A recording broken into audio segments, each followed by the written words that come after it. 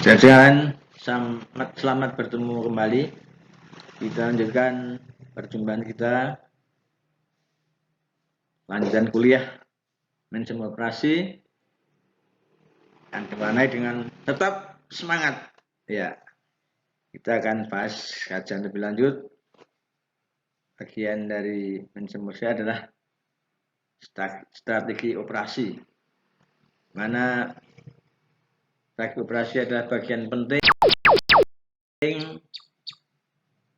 untuk dapat menjalankan organisasi dengan fokus operasi yang benar.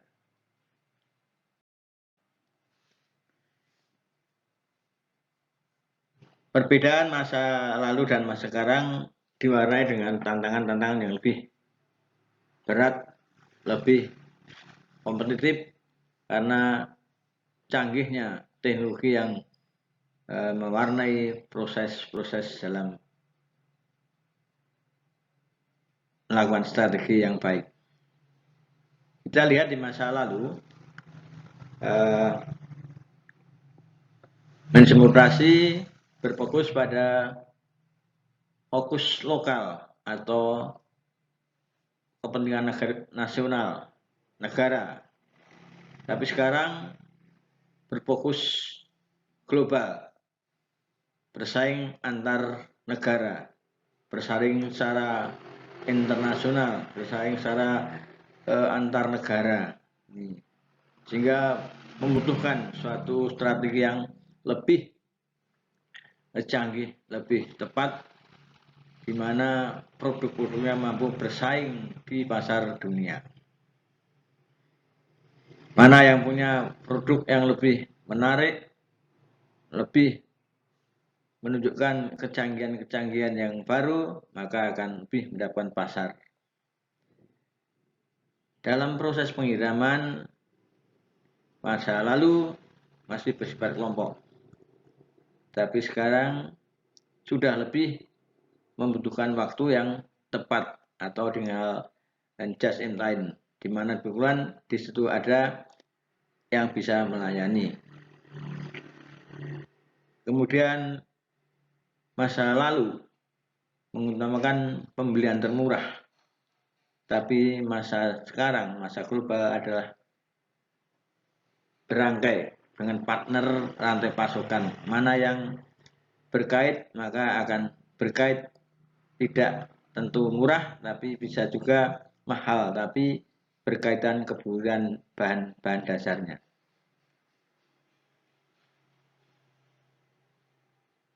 Masa lalu berupa produk-produk yang lebih mengembangkan produk lama, diperbarui bagian-bagian lain, sebagian parsial untuk ditingkatkan, dikembangkan. Tapi sekarang produknya berkembang dengan kecepatan yang tidak bisa dikendalikan, lebih cepat, namun membutuhkan kerjasama yang baik. Masa lalu produknya standar, tapi masa sekarang lebih kustomisasi masa, artinya mengutamakan masa atau banyak yang mempunyai kostum yang mendekati kesamaan. Masa lalu spesialis job, tapi masa sekarang berupa pemberdayaan potensi kerja tim yang canggih, yang solid, sehingga menghasilkan hasil yang lebih baik.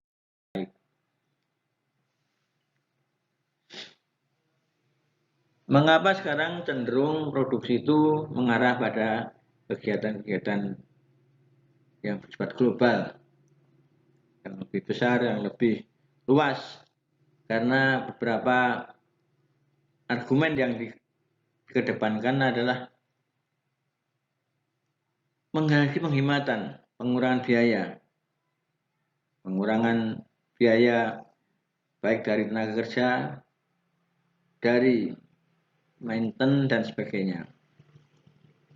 Penghematan penggunaan rantai pasukan, mana dengan terkaitnya barang-barang diperlukan maka akan mengurangi price karena bisa saling menunjang bagian barang yang satu dengan bagian barang lain itu sebagai rantai pasukan yang nanti akan menjadikan produk yang bisa dijual dengan harga yang lebih murah atau bahan dasar lebih murah. Contohnya produk yang sederhana, roti. Ada rantai pasukan antara harga gandum, harga gula, harga penunjang yang lain, sehingga akhirnya produk roti akan tidak ditentukan oleh mahalnya harga gula atau harganya gandum, tapi saling menunjang sehingga rantai pasukan diperlukan untuk produk saat itu diperlukan dari berbagai barang, bagian barang. Karena bersifat global, maka berusaha memperoleh produk yang lebih baik, produk yang mampu bersaing di pasar global. Misalnya tadi kita bicarakan roti, maka roti yang diproduksi adalah produk di tingkat nasional bersaing dengan produk roti di tingkat internasional. Ini akan memberikan alasan untuk memperkuat produk yang lebih baik hasilnya. Kemudian argumen yang mendasar juga dalam rangka mendapat pasar baru, ya, dengan pasar baru menghasilkan produk yang lebih modern, lebih canggih, sehingga konsumen akan cenderung lebih tertarik pada produk-produk yang ditawarkan pada pasar baru. Bagian lain alasannya dalam rangka meningkatkan operasional, meningkatkan kemampuan para pegawai untuk menciptakan produk yang lebih bagus. Dan porsi yang lain menjawab tantangan global, di mana masyarakat menghendaki produk-produk yang baru, produk-produk yang bisa dirasakan baru. Ini yang diharapkan oleh para pelanggan.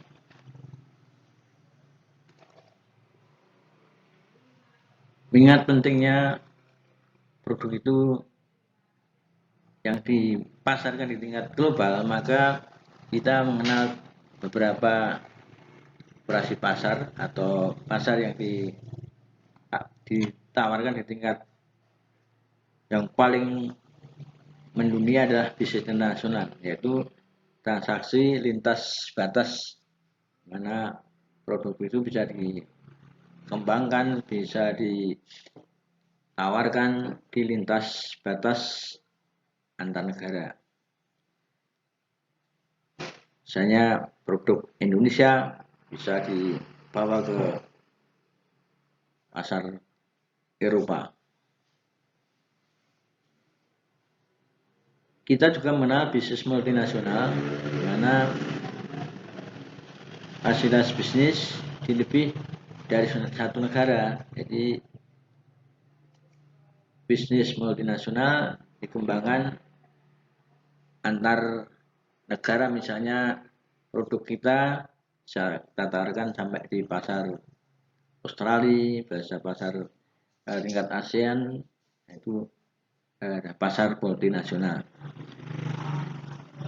Kemudian yang sifat global, bisnis global adalah operasi integrasi dari beberapa negara dan melihat dunia sebagai pasar tunggal. Jadi kita fokus produk yang kita hasilkan, kita jual ke beberapa negara, tapi fokusnya adalah dari produk negara kita, mana pasar tunggalnya adalah dari Indonesia, dikembangkan di berbagai negara yang bisa mengkonsumsi produk-produk kita. Kemudian ada bisnis yang transnasional atau kita mencari kombinasi dari benefit efisiensi skala global dengan benefit pertanggungjawaban lokal. Dia mencari penghematan yang bisa kita hasilkan dari proses produksi yang berskala transnasional. Ya. Untuk bisa mencapai pada operasi global, maka diperlukan pertimbangan pokok yang harus diperhatikan. Pertimbangan itu adalah yang pertama, desain produk global. Jadi produk harus menampilkan desain yang mutakhir, desain yang baru, yang bisa menarik minat pelanggan atau konsumen. Yang kedua, desain proses dan teknologi global.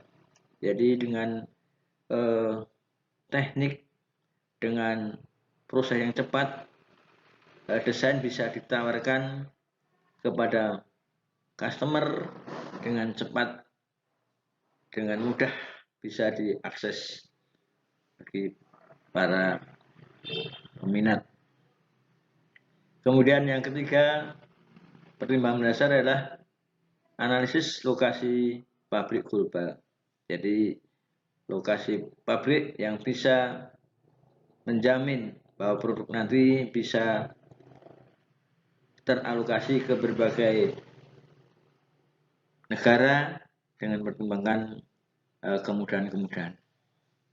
Kemudian tidak kalah penting adalah memperhatikan etika dan budaya yang akan disasar pada operasi tingkat global nanti.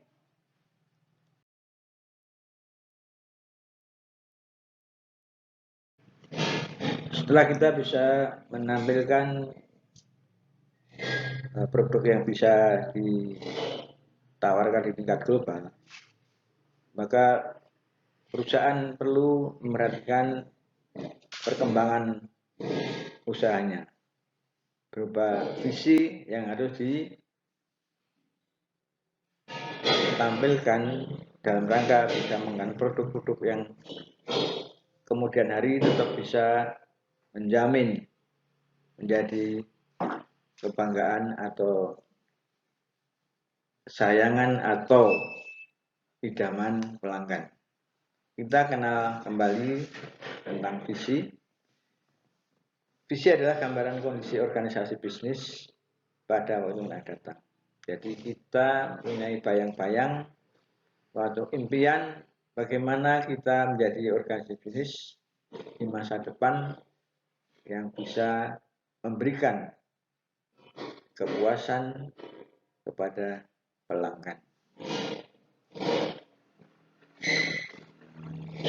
Kondisi tidak mudah, tapi harus dengan kerja keras, penuh visioner, penuh tantangan ke depan yang bisa memberikan warna-warna baru bagi pelanggan atau customer.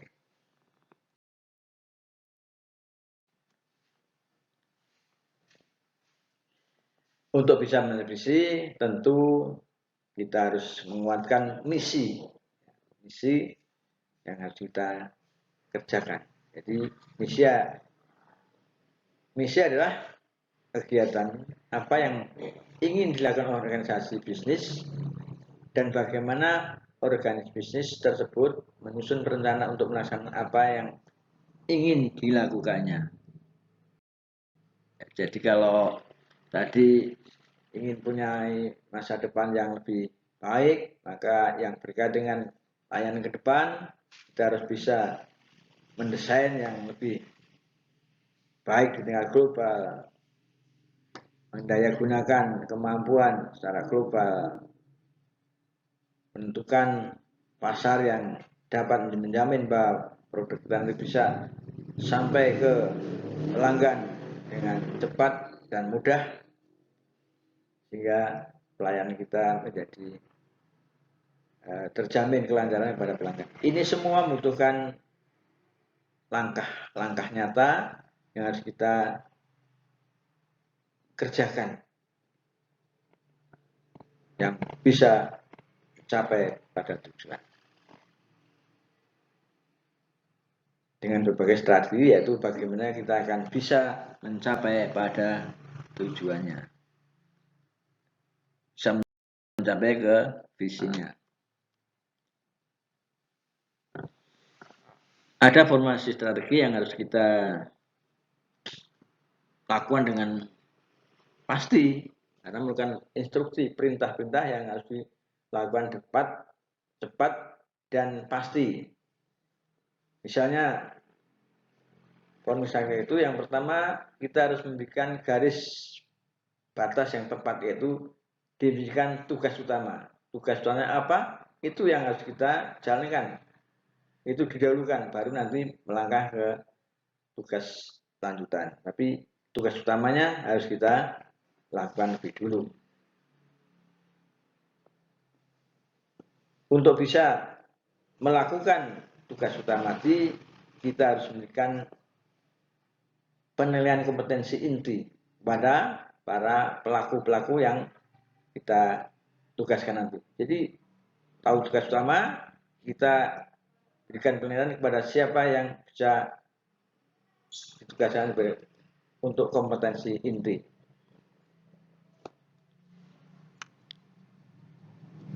Baru kita menentukan apa produk yang kita hasilkan.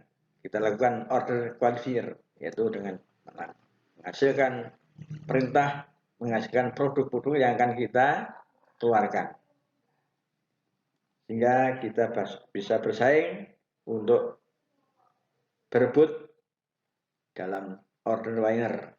Artinya produk kita menang dalam persaingan. Ini langkah-langkah yang pasti harus dilakukan untuk bisa menyusun strategi dengan formasi yang tidak bisa digeser-geser. Ini ada langkah-langkah yang tepat, pasti, dan harus dilakukan dengan baik.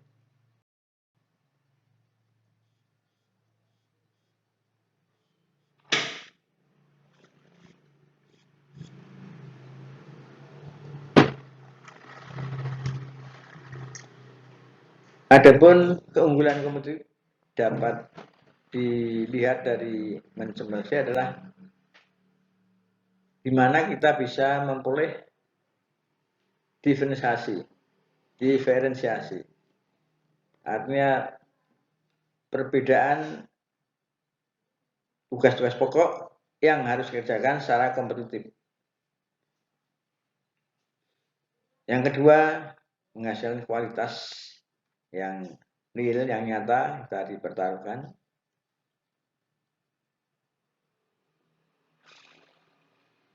Kemudian keunggulan yang fleksibilitas dengan jangkauan biaya yang kita harapkan yang paling rendah. Kita susun biaya yang paling rendah tapi bisa menghasilkan kualitas yang diandalkan. Bisa memberikan kecepatan respon atas apa yang diminati oleh customer.